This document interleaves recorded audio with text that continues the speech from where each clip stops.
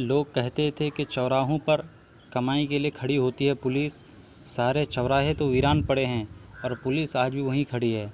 Police वालों पर जिम्मेदारी का सवाल होता है, इन्हें खुद से ज़्यादा दूसरों का ख्याल होता है।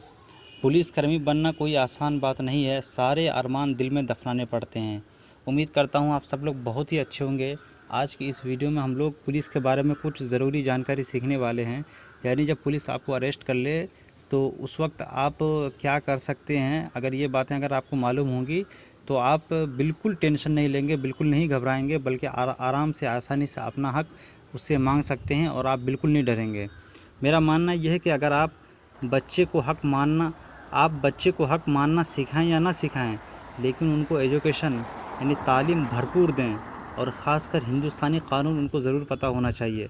क्योंकि जब आदमी को अपना हक मालूम रहता है तो मांगेगा नहीं बल्कि वो छीन लेगा। इसलिए कानून की मालूमात होना हर एक आदमी के लिए ज़रूरी है। तो आइए आज की इस वीडियो में हम लोग ज़रूरी कानून के बारे में बात करेंगे। ख़ास तौर से जब कोई किसी को पुलिस अरेस्ट कर ले तो उस टाइम क्या क्या बातें हम लोग को मालूम होनी चाहिए, जिससे हम लोग अपने आप को बचा सकते हैं। इससे पहले की वीडियो में हम लोगों ने ट्रेन के बारे में जाना था कि एक आदमी को जो बहुत ज़रूरी नियम है, कानून है, ट्रेन में सवार होने के लिए कितनी चीज़ों का ध्यान रखना ज़रूरी है। उन तमाम चीज़ों के बारे में हम लोगों ने बिल्कुल डिटेल के साथ बात किया था।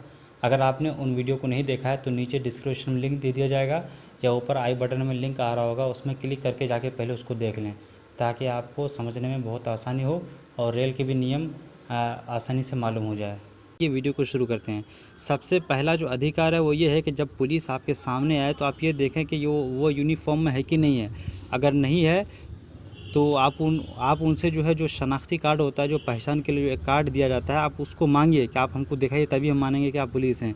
इसी तरह आप ये भी देख सकते हैं कि अगर वो यूनिफॉर्म में है तो आप उसमें एक जो नंबर प्लेट होता है, एक जो नेम प्लेट होता है, नंबर नहीं नेम प्लेट जो होता है, उसमें जो है उनका नाम पुलिस का नाम लिखा रहेगा, तो उससे भी आप देख सकते हैं। एक तो ये है। दूसरी बात यह है CRPC के तहत जो है धारा 50 में जो सब सेक्शन ए है, इसके तहत में जब आप देखेंगे तो उसमें लिखा हुआ है कि अगर किसी व्यक्ति यानी किसी आदमी को गिरफ़्तार करती है तो गिरफ़्तार किए गए व्यक्ति को उसकी वजह बतानी होगी। यानी ये जानना उसका अधिकार है। यानी जिस आदमी को पुलिस गिरफ़्तार कर रही है तो उस आदमी के लिए क्या है, उसका हक ये है कि वो पुलिस से पूछे कि भैया आप जो है हमको जो गिरफ़्तार कर रहे हैं वो किस वजह से कर रहे हैं। एक तो ये हो गई। अच्छा, ये ध्यान रखना कि जो भी हम लोग बातें करेंगे उसका प्रूफ नीचे PDF के शक्ल में, जो किताब है जहाँ से हम लोग बात कर रहे हैं उसका नीचे लिंक दे दिया जाएगा। अगर आपको देखना होगा तो नीचे जाकर के आराम से देख लीजिएगा। तो CRPC की धारा 50 के तहत है। अब दूसरा जो अधिकार है वो CRPC की धारा 41B के मुताबिक पुलिस को अरेस्ट मेमो यानी गिरफ़्तारी का जो विवरण होता है ये तैयार करना होगा। और उसमें कौन कौन सी चीज़ें डालनी होंगी ये देखिए। उसमें पुलिस अधिकारी की रैंक डालना होगा। इसी तरह गिरफ़्तार कब किया गया था उस वक्त को भी लिखना पड़ेगा, यानी टाइम भी लिखना पड़ेगा। और साथ में जो आई विटनेस होता है यानी जो गवाह होते हैं उनकी भी जो हस्ताक्षर यानी जो दस्तखत होता है वो भी आपको लेना पड़ेगा। इतनी बातें समझ गए। और जो छोटे जुर्म होते हैं, छोटे जुर्म के मामले में आपको क्या है, वारंट दिखाना भी होगा। यानी जो अगर कोई छोटा मोटा जुर्म है तो उसमें क्या है, वारंट भी देना होगा, ताकि आदमी क्या है, आदमी को पता लग जाए। लेकिन अगर कोई बड़ा जुर्म किया है तो उस सूरत में बगैर वारंट दिए हुए पुलिस क्या है, पकड़ सकती है। इतनी बातें समझ गए। अब चौथा अधिकार तो समझ गए आप। अब पांचवा अधिकार समझते हैं। देखिए, जो अरेस्ट मेमो होता है उसमें गिरफ़्तार किए गए व्यक्ति से भी दस्तखत करवाना ज़रूरी होगा। अगर उन्होंने दस्तखत नहीं किया तो ये अधूरा माना जाएगा। समझ रहे ना। अब इसी तरह जो छठा अधिकार है इसको भी समझ लीजिए। जिस व्यक्ति को गिरफ़्तार किया जाता है उसकी जो है ना हर 48 घंटे के अंदर मेडिकल जांच ज़रूरी होती है। समझ रहे हैं ना। यानी जिस आदमी को गिरफ़्तार किया जाता है वो 48 घंटे के अंदर उसके पास या तो कोई डॉक्टर आता है या किसी भी तरीके से उसका क्या मेडिकल जांच किया जाता है। आमतौर से यही होता है। इसी तरह सातवां अधिकार क्या है, CRPC की धारा 54 के मुताबिक अगर गिरफ़्तार किया गया व्यक्ति अपनी मेडिकल जांच कराने की मांग करता है तो पुलिस को उसकी मेडिकल जांच करानी होगी।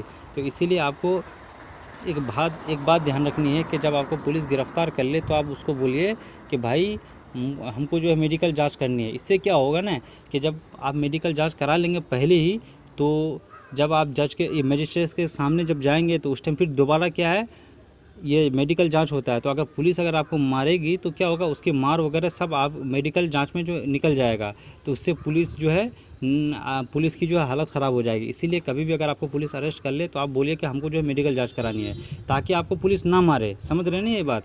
तो आपको अगले आइंदा जब अभी कभी ऐसा हो तो आपको ये बातें आपको ध्यान रखनी है। अब आगे चलते हैं।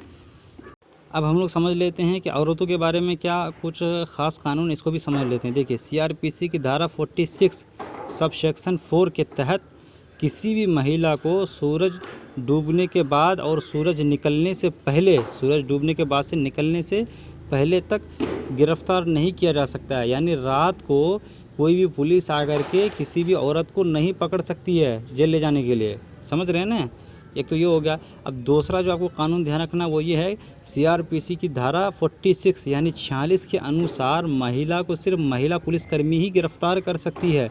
किसी भी महिला को पुरुष पुलिसकर्मी गिरफ्तार नहीं कर सकती है। तो आगे से आपको ध्यान रखना है। कभी कभी ऐसा होता है कि बहुत सी जगहों में, देहात वगैरह में ख़ासतौर से आदमी जब कानून नहीं जानते हैं तो पुलिस आती है और महिला को गिरफ्तार करके गाड़ी में बैठा के लेके चली जाती है।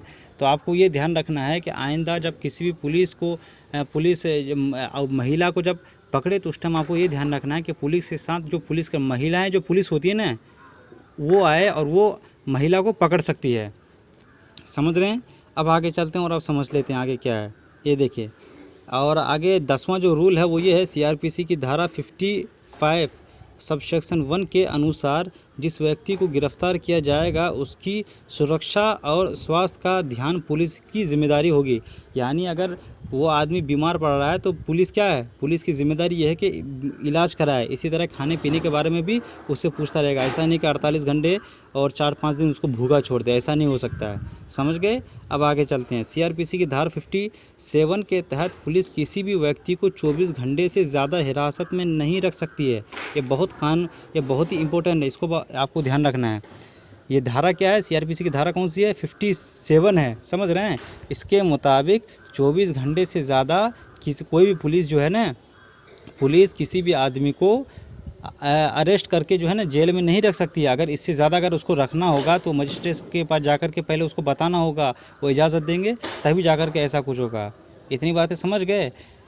तो मजिस्ट्रेट की इजाज़त लेनी होगी, मतलब उसको रखने के लिए मजिस्ट्रेट इस संबंध में इजाज़त किस आधार पर दे रहा है उसका विवरण कारण सहित भी बताएगा, तभी जाकर के वो 24 घंटे से ज़्यादा रख सकता है। समझ रहे? इससे ज़्यादा वो नहीं रख सकता है। अगर इससे ज़्यादा अगर रख रहा है तो आप भी उसके ख़िलाफ़ जो है कार्रवाई कर सकते हैं। समझ, ये कानून बहुत अहम है। बहुत सी जगहों में क्या होता है कि पुलिस लेकर के जाती है 3-3 दिन, 4-4 दिन और 5-5 दिन, हफ्ते भर तक रख देती है। लेकिन आदमी जब कानून मालूम ही नहीं होगा तो वो क्या करेगा? वो खामोश बैठा रहेगा, पिटाई खाएगा, और अगर खाना भी ना मिले तब भी खामोश रहेगा।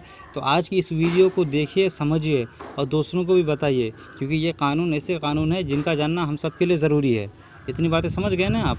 मैं उम्मीद करता हूँ कि आपको अच्छी तरीके से बातें समझ में आ गई होगी। अगर आपको किसी तरह का भी शक हो या डाउट आपको लग रहा हो तो कमेंट सेक्शन में जाइए और वहाँ पे अपना सवाल लिखिए।